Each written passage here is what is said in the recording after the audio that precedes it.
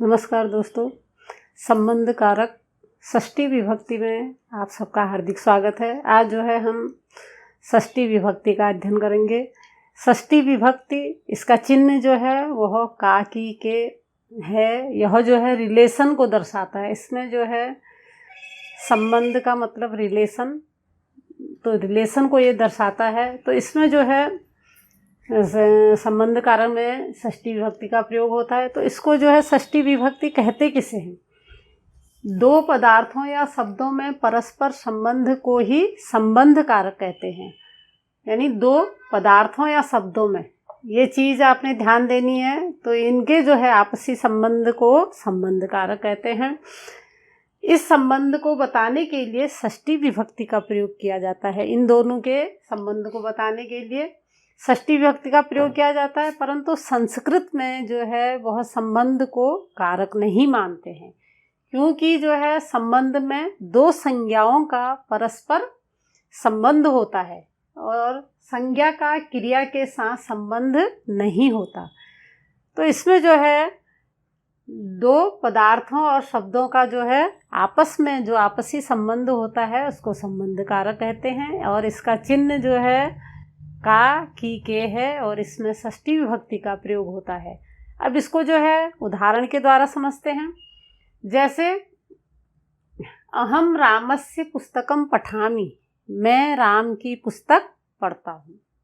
तो इसमें जो है अहम, इस वाक्य में जो है रामस्य शब्द, यहाँ पर जो रामस्य शब्द है, इस शब्द का संबंध पुस्तक से है।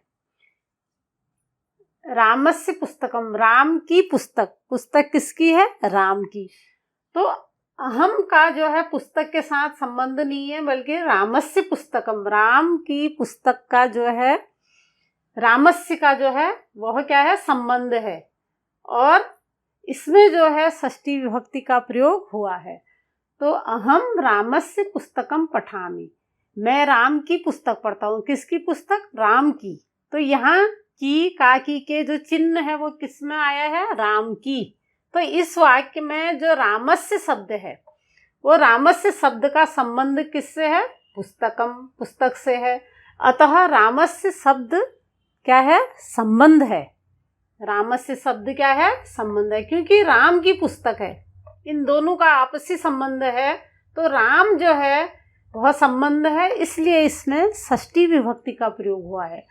तो जो है इसमें देखिए, एक तो इसमें जो है षष्ठी से जो ऊपर मैंने लिखा है, षष्ठी से इसका जो है अर्थ जो है, मतलब जो है कि जो सभी कारक हैं, क्योंकि संबंध को कारक नहीं मानते। संस्कृत में जो आचार्य लोग हैं वो संबंध को कारक नहीं मानते, क्योंकि इसका जो है क्रिया के साथ सीधा संबंध नहीं होता। जो कर्ता है, कर्ता का संबंध होता है, लेकिन जो संबंध है इसका जो है इनके साथ जो है इन दोनों का संबंध होता है, लेकिन कर्ता, इन दोनों का क्रिया के साथ संबंध नहीं होता है राम का, लेकिन अहम और अहम का संबंध कर्ता का जो है वह क्रिया के साथ होता है।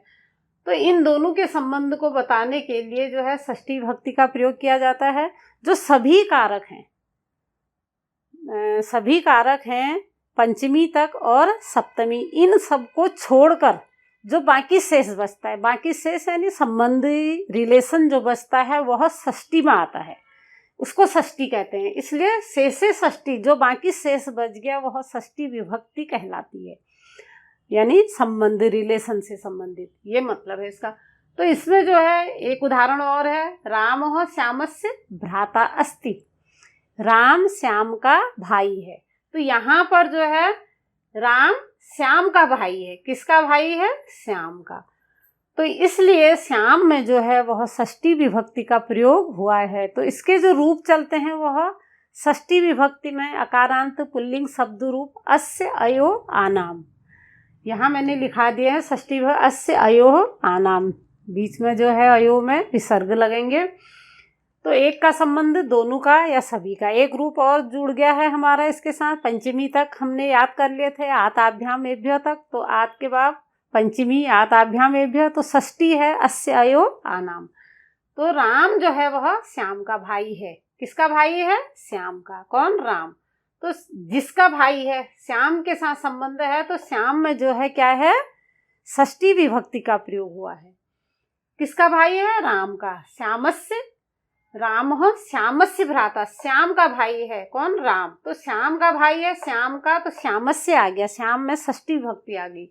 मोहनस्य गृहं सुंदरम अस्ति, मोहन का घर सुंदर है। किसका घर सुंदर है, मोहन का।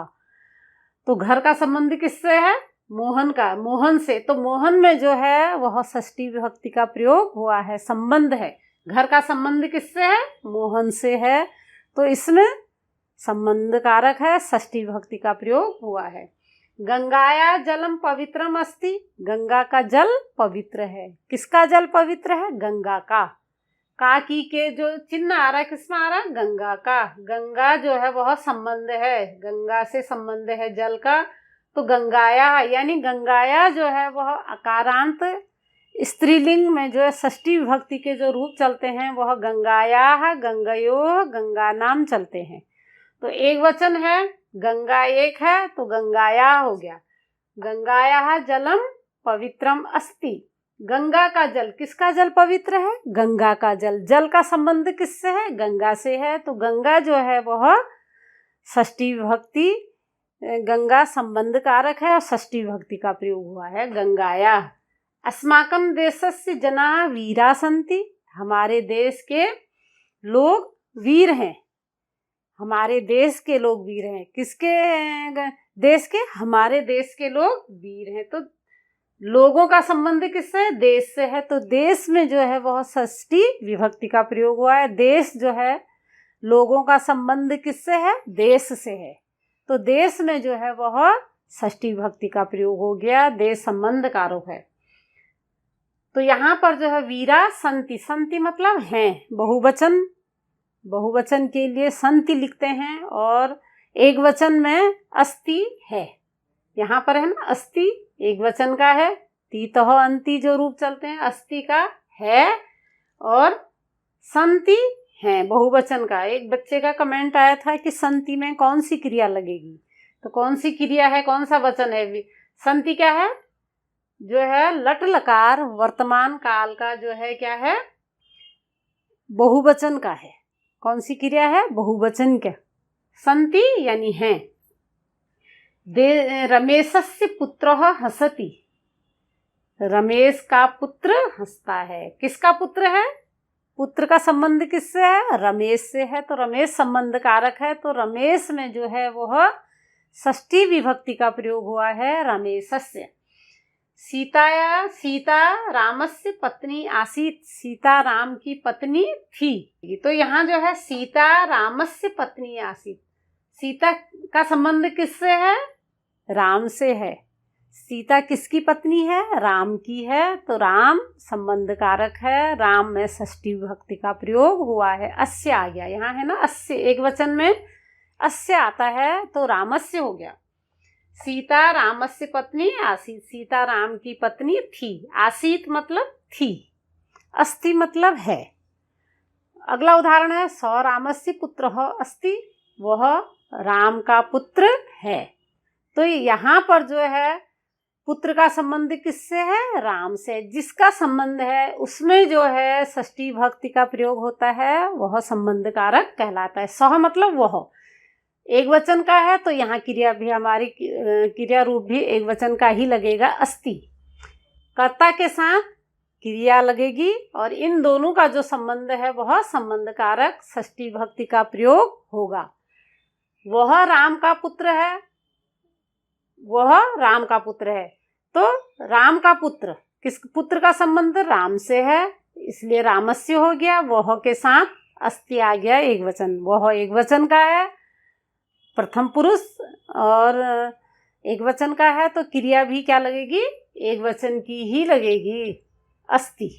तो ये जो है संबंध कारक में जो है दो पदार्थों या शब्दों का परस्पर संबंध को जो है बताया जाता है। दोनों संबंधों में जो है षष्ठी विभक्ति का प्रयोग होता है, और इसका चिन्ह काकी के है। रिलेशन से संबंधित जो भी वाक्य होते हैं उन सब में किसी षष्ठी विभक्ति का प्रयोग होता है, उसको संबंध कारक कहते हैं। तो इसका जो है रूप याद कर लेना, अस्य अयो आनाम, एक रूप और जुड़ गया है। और अगली वीडियो में जो है षष्ठी उपपद विभक्ति के बारे में बताएंगे। तो ये रिलेशन, संबंध कारक, संबंध जो है अपने आप में ही एक संबंध से पता लग रहा है कि रिलेशन। इसमें भी एक क्वेश्चन छिपा है आपका कि संस्कृत में जो है किसको कारक नहीं मानते, तो कौन सा? षष्ठी विभक्ति संबंध को जो है संस्कृत व्याकरण में जो है कारक नहीं मानते हैं। ये भी एक प्रश्न पूछा जा सकता है। तो इसको जो है ध्यान से जो है अच्छी तरह याद कर लेना। तो कैसा लगा ये वीडियो? इसको लाइक और शेयर करें और हमारे चैनल को सब्सक्राइब करें। धन्यवाद।